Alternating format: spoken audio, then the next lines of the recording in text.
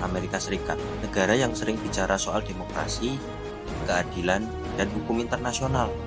Tapi ironisnya, saat melakukan pelanggaran sendiri, mereka hampir tak pernah diseret ke meja hijau. Kenapa bisa begitu? Dari invasi ke Irak tanpa mandat PBB, dukungan terhadap kudeta di banyak negara, hingga dugaan penyiksaan di penjara seperti Guantanamo. Semua itu melanggar hukum internasional. Tapi apakah pernah ada Jenderal AS yang diadili di Den Haag? Pernahkah Presiden Amerika duduk di kursi pesakitan Mahkamah Pidana Internasional? Tidak pernah.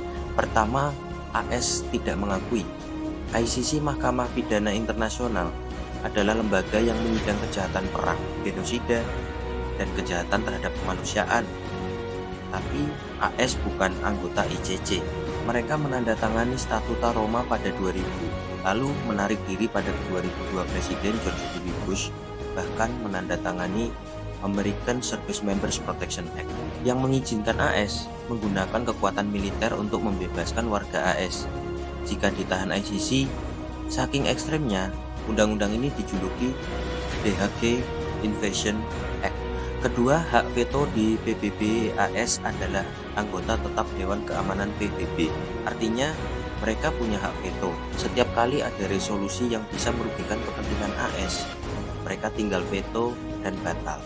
Inilah kenapa, meskipun banyak negara mengutuk tindakan mereka, jarang ada sanksi internasional yang benar-benar diterapkan.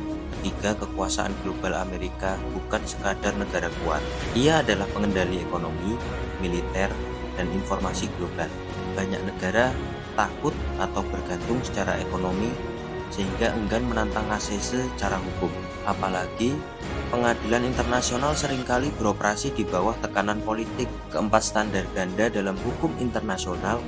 Faktanya, hukum internasional sering berlaku hanya untuk negara kecil atau lemah.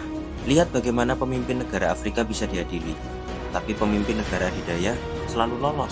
Inilah realita. Kekuatan menentukan keadilan. Apakah ini berarti AS bebas dari kesalahan? Tidak.